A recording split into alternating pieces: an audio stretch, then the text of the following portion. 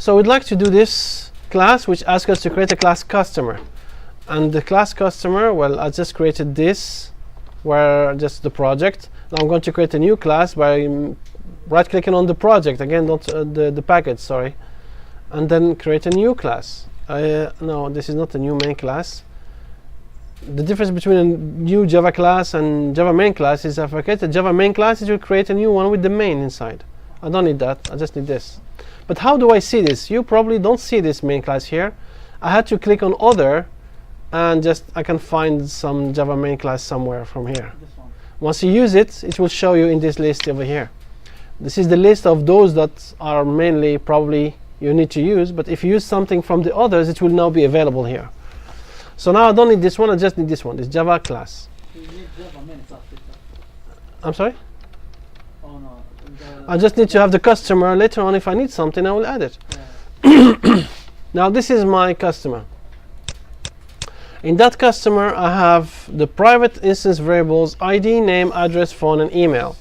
ID, which is private int ID.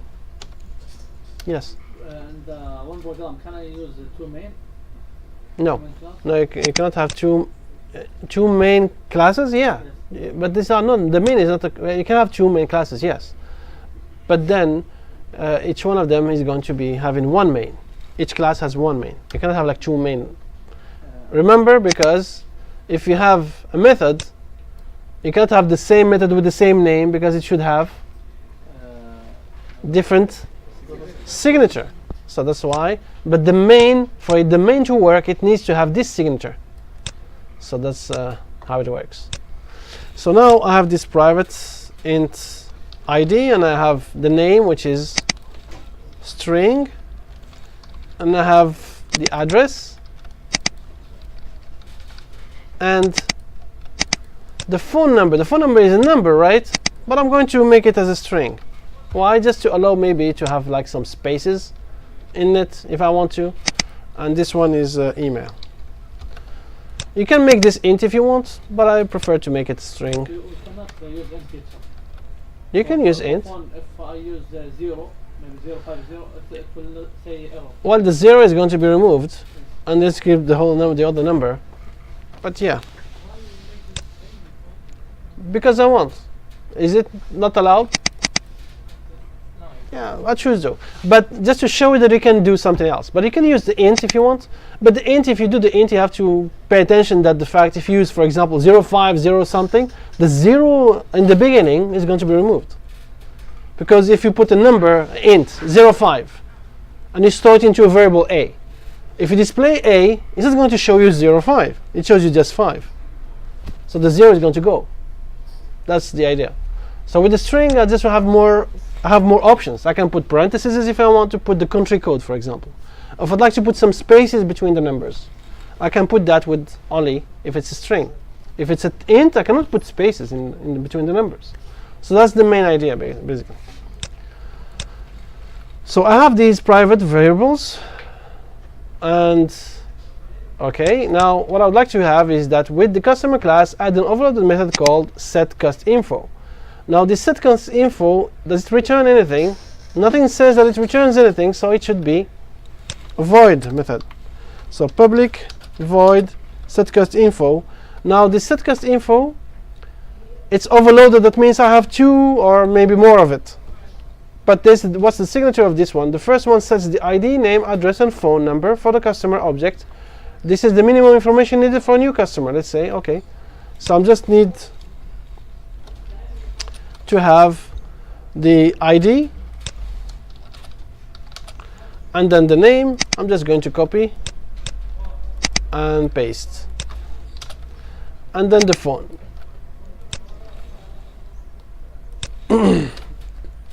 Now once I have these, I can just put this into using the this. You remember that this is needed here. I have to use this now. Why? Why do I have to use this?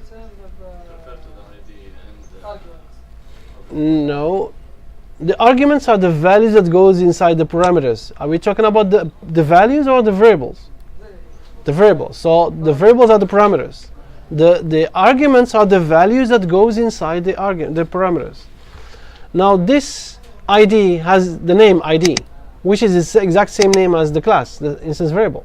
So to be able to distinguish between the two, I have to use this. But let's say I did not use ID, I used I. Now if I use I don't have to use the this, because if I remove the this, it's still clear for the program that this is what I want. I want the ID here. But if I remove it and make it ID, now look at this is green because this is the class instance variable, and this is the parameter. But if I remove the ID, this, now it's all the parameter. So this is not highlighted anymore because this is what allows it to be distinguished, and we don't have this distinction now. So that's why if you have the same name, you have to use the this. Yes.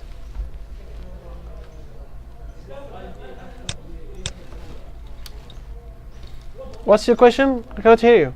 The idea after the equal sign. Yes.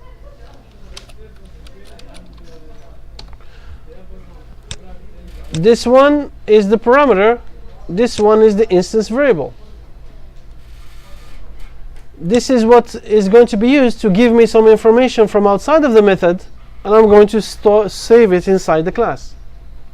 So that's what the parameter is all about. So the one on the right are going to be the parameters, the one on the left are going to be the instance variables. So I did not mean that. Copy and paste, and then phone. And now I have done everything, right? And this is one version of it, which is this part here. And there's another method which is the same thing like this, but this time with an email. Notice that I have a problem. It tells me I cannot create method that takes this with this name, that takes an int and string already exists. So I need to make a different one by changing the signature, by doing something like string email now. Now by doing this, it's not a problem anymore, because they have the same name, okay, but they have a different signature. That means then it's okay, that this is permissible. It's not the same. This is the signature. Is it the same than this? So that's enough. Yes. Do I have the option to use either one of them? Yes, because we put them both, and they're both public, so I have the option to use them, each one, any one of them. And we're going to do that, but I'll just like you to realize that later. Now see, here I need to do something extra, which is this. Right? Because I have email, I should save that email. But if I don't, is it a problem? Well, no, because I'm just sending some information that I don't use. It doesn't make sense to do that. But it's not a problem in terms of the compiling, it will compile. But it doesn't make sense in terms of the logic, because why would I ask for an email and then never use it? So that's why I need to do this. Now I'd like you to remember, if I use this method that does not take the email, I am not putting anything inside this instance variable. But if I use this one, I am putting something inside this instance variable, which means it will make a difference if I call this or this for the email. We'll see it later on. I'm sorry? Is it called the phone? Called the phone? Yes, if you want the phone and write set custom. I don't understand your question. Difference between two methods. Yes? String email, right? It's the email, yes. If I use int ID one, which What do you mean is if I use int ID? Why are you going to use? I want to put value in the ID. In the ID, yes. Which method I use? Well, you have to use any one of them is going to do the job, because this one is going to put a value inside the ID, and this one is going to put the job inside the ID. So you have the choice. If you just want to change the ID, you have the choice to use this one. But if you'd like to use only change the ID, you have to give the ID and also 3 other information with this one. Here you have to use the ID and 4 other information with it. Like what? Yeah, like a box. Well, it comes with it. Yeah, you cannot just check just a part of it, because we don't have something that changes only the ID. We have something to change the ID, name, and address and phone. Another one, everything and the email. But what I'd like you to do is that I would like you to realize that if you don't read carefully, you might miss something. And if this is part of any quiz or whatever, assignment or final, you might not pay attention that it says the ID, name, address, phone number, and email address for a customer object by calling the first method. Which first method? This one. Because all these four are initialized here. So I can just do this set cust info with all the others. So you give me the ID, I will put it here. The name, I put it here. Address, I put it here. The phone, I'll put it there, and then call this one, which is going to update these.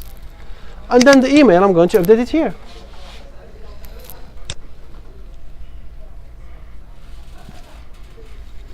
Is that okay? It's better than having to copy and paste, because if you do anything here, you're just going to call it, and that's it. No, it doesn't return. What does this do? This method is this one. You see, when I click on it, it will highlight which method I'm doing. This method is this one. It takes 4 values, and it puts the 4 values in these variables. That's what I was doing here. But now, instead of just doing copy and paste, I just call this method that we do the job, this exact same job. Is that okay? The only difference between the two is that I'm just storing the email. The others, if you give me the ID, I put it here inside along with the name and address and phone, and I send it to this method over here, which is going to put the ID inside the ID, the name inside the name, and so on.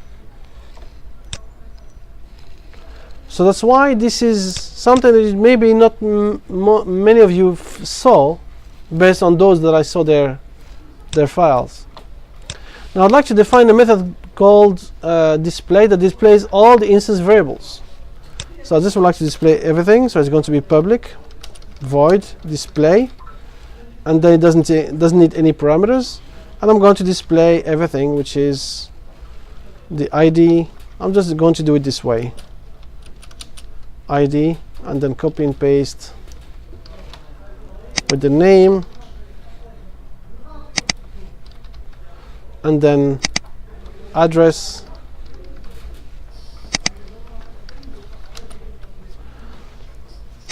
and then phone,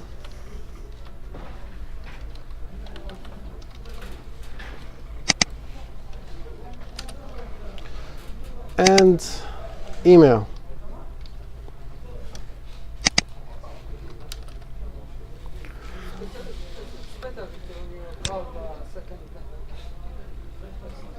What do you mean?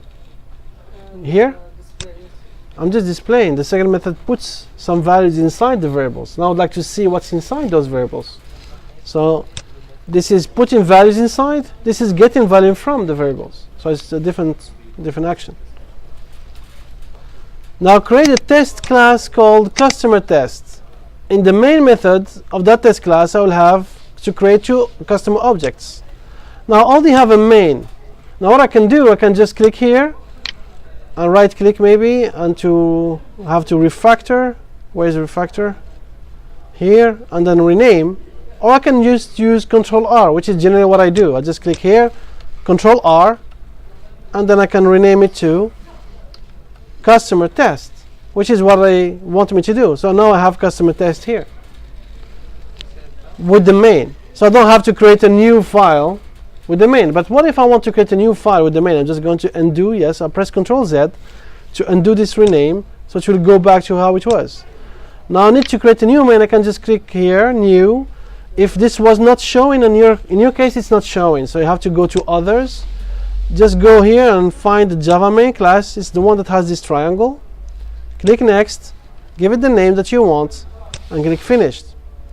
But once you have this, now if you run, which one is going to be run? You have 2 of them. Which one is going to be run?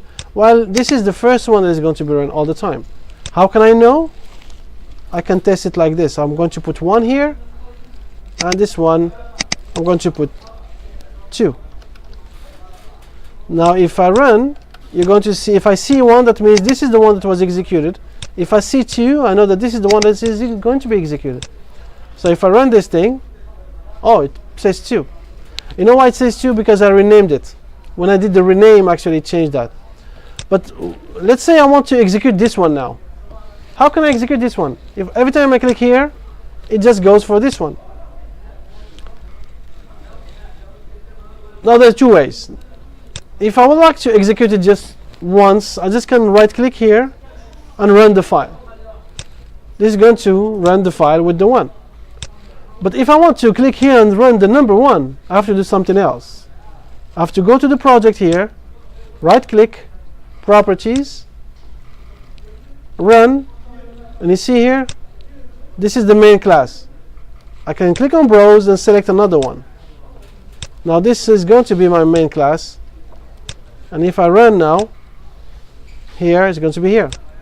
So you can do that by right clicking on project properties in the run, and then in the browse you select which one you would like to use. But now I don't need this one, I'm just going to delete it. And then I'm just going to be here in the test class. I would like to do something. What I'd like to do, create two customer objects. So I'm going to create customer C1 equal new customer, and do the same with C2. Now what else? Use each variation of the setCustInfo method to provide information for each customer object. Okay, what I'm going to do, in the C1 I'm just going to put the setCustInfo with the ID to be 1, the name to be name1, address 1, and then phone 1. I'm just going to do something like this. And with the C2.setCustInfo, I'm just going to use the other one, this the other version. As you can see, I can select which one I'd like to use. And if I click on this one now, it gives me, like this is number 2, with this is name 2, and then A2, because I'm lazy to type all these things, P2, and then the email 2. Now notice that this one I did not mention the email, and this one I do mention the email. Now if I call now this C1.display, what should I see on the screen? Without the email, but I'm displaying email here. So I'm going to see email, but what is the value that's going to be there? Null, exactly. If I run, I'm going to see null. Why null? Because I did not put anything inside that variable. The variable was declared, but never initialized. And because the variable is not a primitive data type, it's a class data type, the default value is 0. What if it was int? The default value would be 0. So now, in order for me to avoid having that problem, what I could do in this, I can do this. If I don't want to see the null in the email, I'm just going to do, for example, something like this, or no email, for example. Now if I execute, instead of null, I'm going to see no email, which makes more sense than having the null. It's better than the null, right? But is it going to create a problem now with this C2? Because in the C2, if I display, I would like to see email 2. And the C2 is going to call setCustInfo, which means I'm going to put no email here inside the email. But even though if I do that, later on I'm going to change that with whatever the user gives me. So what is going to happen here is that I'm going to call this with the email 2. This email 2 is not going to be sent inside. So I'm going to execute these. I'm going to put this information inside the email, and I'm going to change it afterwards. So if I run, this is the first one, this is the second one. Yes? Why you declare the class 2 times, C1 and C2? Because it was part of the question. create 2 customer objects, and I just used each one of them is going to use a different set cust info, and I just display the content of each customer, which finishes the exercise number 1. Is that okay? Any questions? Clear, inshallah. So it's kind of easy, but you just have to follow up and make sure you don't get mixed up.